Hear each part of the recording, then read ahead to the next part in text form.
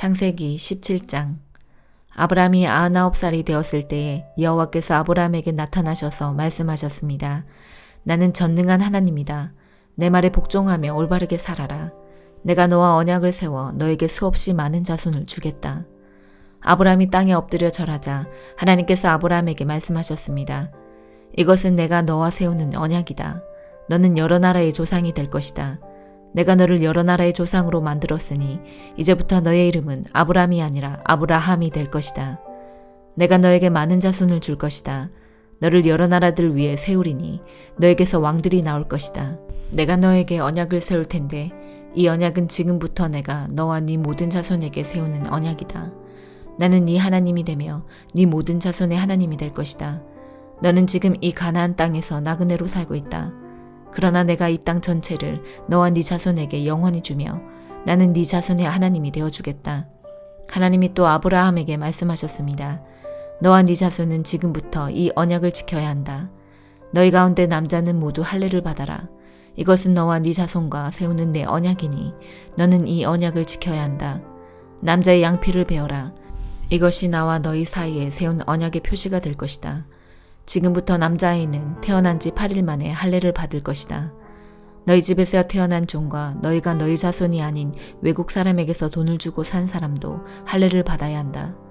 너희 집에서 태어난 종과 너희 돈으로 산 종이 다 할례를 받아야 한다. 그래야만 너희 살 속에 새겨진 내 언약이 영원한 언약이 될 것이다. 할례 받지 않은 남자는 내 언약을 어긴 것이므로 내 백성 가운데서 제외될 것이다. 하나님께서 아브라함에게 말씀하셨습니다. 너는 네 아내의 이름을 사레라고 부르지 말고 이제부터 사라라고 하여라. 내가 사라에게 복을 주어 너를 위해 아들을 낳게 할 것이다. 또 내가 사라에게 복을 줄 것이니 사라는 여러 나라의 어머니가 되며 여러 나라의 왕들이 사라에게서 나올 것이다. 아브라함은 얼굴을 땅에 대고 엎드린 채 웃으며 마음으로 혼잣말을 했습니다. 어떻게 100살이나 먹은 사람이 아기를 낳을 수 있을까? 사라는 나이가 90살인데 어떻게 아기를 낳을 수 있을까? 아브라함이 하나님께 말했습니다. 이스마엘이나 하나님께 복을 받으며 살기를 바랍니다. 하나님께서 말씀하셨습니다. 아니다. 네 아내 사라가 아들을 낳을 것이니 아들을 낳으면 그 이름을 이삭이라고 하여라. 내가 네 아들과 내 언약을 세울 것이니 그 언약은 네 아들의 자손과 세울 영원한 언약이 될 것이다. 네가 이스마엘에 대해 한 말은 내가 다 들었다. 이스마엘에게도 내가 복을 주어 그에게 많은 자손과 후손이 있게 하며 번성하게 할 것이다. 이스마엘은 큰 지도자 12명의 아버지가 되고 큰 나라를 이룰 것이다. 그러나 나는 내 언약을 이삭과 세운다. 이삭은 사라가 내년 이맘때쯤 낳을 것이다. 하나님께서는 아브라함과 말씀을 나누신 뒤에 아브라함을 떠나 하늘로 올라가셨습니다. 아브라함은 이스마엘을 비롯해 자기 집에서 태어난 모든 남자를 불러 모았습니다. 또 돈을 주고 산 종들도 불러 모았습니다. 그날에 아브라함은 하나님께서 말씀하신 대로 자기 집의 모든 남자에게 할례를 베풀었습니다. 아브라함이 할례를 받은 때의 나이는 99살이었으며 아브라함의 아들 이스마엘이 할례를 받은 때의 나이는 13살이었습니다. 아브라함과 그의 아들 이스마엘은 같은 날에 할례를 받았습니다. 그리고 아브라함의 집에 있던 모든 남자들도 같은 날에 할례를 받았습니다. 아브라함의 집에서 태어난 종과 다른 나라 사람에게서 돈을 주고 산 종들도 다 할례를 받았습니다. 마태복음 16장. 바리새파 사람들과 사두개파 사람들이 예수님께 왔습니다. 이들은 예수님을 떠보려고 하늘에서 오는 증거를 보여달라고 하였습니다. 예수님께서 대답하셨습니다. 저녁 때에 너희는 하늘이 불그스레하니 내일은 맑겠구나 라고 말한다. 그리고 아침에 너희는 하늘이 불그스레하고 어둑어둑하니 오늘은 날씨가 굽겠구나 라고 말한다. 하늘의 모습은 구별할 줄 알면서 어찌 시대의 증거는 구별하지 못하느냐. 악하고 음란한 세대가 증거를 요구한다. 그러나 요나와 같은 증거 외에는 아무것도 받지 못할 것이다. 그리고 나서 예수님께서는 그들에게서 떠나셨습니다. 제자들이 호수 건너편으로 왔는데 빵을 가져오는 것을 잊었습니다. 예수님께서 제자들에게 말씀하셨습니다. 바리새파 사람과 사두개파 사람의 누룩을 조심하여라. 제자들은 서로 수군거렸습니다. 빵을 가져오지 않았어. 예수님께서 제자들이 말하는 것을 알아채시고 말씀하셨습니다. 믿음이 적은 자들아, 어째서 빵이 없는 것을 두고 서로 수군대느냐? 아직도 깨닫지 못하느냐? 빵 5개로 5,000명을 먹인 것을 기억하지 못하느냐? 그때 남은 것을 몇 바구니에 거두어 들였느냐? 그리고 빵 7개로 4,000명을 먹인 것을 기억하지 못하느냐? 그때 남은 조각을 몇 광주리에 거두었느냐? 내가 빵에 대하여 말하는 것이 아님을 어째서 깨닫지 못하느냐? 바리새파 사람들과 사두개파 사람들의 누룩을 주의하여라. 그제서야 제자들은 빵의 누룩에 대해 말씀하시는 것이 아니라 바리새파 사람들과 사두개파 사람들의 교훈을 주의하라는 말씀인 줄 깨달았습니다. 예수님께서 빌립보 지방에 있는 가이사랴에 가셨습니다. 예수님께서 제자들에게 사람들이 인자를 누구라고 하느냐 하고 물으셨습니다. 제자들이 대답했습니다. 어떤 사람들은 세례자 요한이라고도 하고 또 어떤 사람들은 엘리야라고 합니다. 또 어떤 사람들은 예레미야나 예언자 가운데 한 사람이라고 합니다. 예수님께서 제자들에게 물으셨습니다. 그러면 너희는 나를 누구라고 하느냐? 시몬 베드로가 대답했습니다. 주님은 그리스도시며 살아계신 하나님의 아들이십니다. 예수님께서 베드로에게 말씀하셨습니다. 요나의 아들 시몬아, 네가 복되다. 네 혈육이 이것을 너에게 알려준 것이 아니라 하늘에 계신 내 아버지께서 알려주신 것이다. 내가 너에게 말한다. 너는 베드로다. 내가 이 돌 위에 내 교회를 지을 것이니 지옥의 문이 이것을 이기지 못할 것이다. 내가 너에게 하늘나라의 열쇠를 줄 것이다. 무엇이든지 네가 땅에서 잠그면 하늘에서도 잠겨 있을 것이요. 무엇이든지 네가 땅에서 열면 하늘에서도 열려 있을 것이다. 그리고 나서 예수님께서 제자들에게 자신이 그리스도라는 것을 아무에게도 말하지 말라고 엄히 일렀습니다. 그때부터 예수님께서는 자신이 예루살렘에 반드시 가야만 하며 거기서 장로들과 대제사장 그리고 율법학자들에게 고난을 받아 결국엔 죽임을 당하지만 3일째 되는 날에 다시 살아나실 것을 제자들에게 설명하기 시작하셨습니다. 그러자 베드로가 예수님을 붙들고 말렸습니다. 절대로 그럴 수는 없습니다. 주님, 이런 일이 결코 일어나지 않을 것입니다. 예수님께서 돌아서며 베드로에게 말씀하셨습니다. 사탄아, 내 뒤로 썩 물러가라. 네가 나를 넘어지게 한다. 너는 하나님의 일을 생각지 않고 오직 사람의 일만 생각하는구나. 그때 예수님께서 제자들에게 말씀하셨습니다. 만일 누구든지 나를 따라오려면 자기를 부정하고 자기 십자가를 지고 나를 따르라. 누구든지 자기 목숨을 건지려고 하는 사람은 잃을 것이다. 그러나 누구든지 나를 위하여 자기 목숨을 잃는 사람은 얻을 것이다. 만일 어떤 사람이 온 세상을 얻고도 자기 영혼을 잃으면 무슨 소용이 있겠느냐? 사람이 무엇과 자기 영혼을 바꿀 수 있겠느냐? 인자는 아버지의 영광을 가지고 천사들과 함께 올 것이다. 그때는 사람의 행위대로 갚아줄 것이다. 내가 너희에게 진정으로 말한다. 여기 서 있는 사람 가운데 몇몇은 인자가 자신의 나라에 오는 것을 볼 때까지 죽음을 맛보지 않을 사람도 있다. 느헤미야 6장. 내가 빈틈 하나 남기지 않고 성벽을 다 쌓았다는 말을 산발락과 도비아와 아라비아 사람 게셈을 포함하여 우리의 원수들이 들었습니다. 하지만 그때까지도 문짝은 달지 못한 상태였습니다.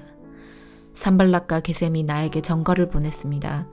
느헤미야여, 오노 평야의 한 마을에서 만납시다. 그러나 그들은 나를 해칠 계획을 꾸미고 있었습니다. 그래서 나는 사람들을 보내어 이렇게 말했습니다. 지금 중요한 일을 하고 있으므로 내려갈 수 없소.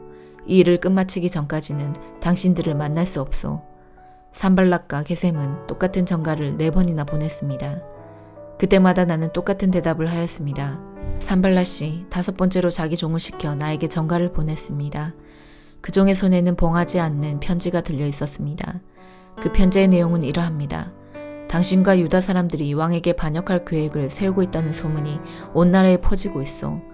가스무도 그 소문이 옳다고 말하고 있어. 당신이 성벽을 쌓고 있는 것도 그 때문이라고 하오. 그 소문에 따르면 당신이 그들의 왕이 되려 하고 있다는 것이오. 또한 당신이 예언자들을 내세워 예루살렘에서 유다의 왕이 있다라고 선언하게 한다는 것이오.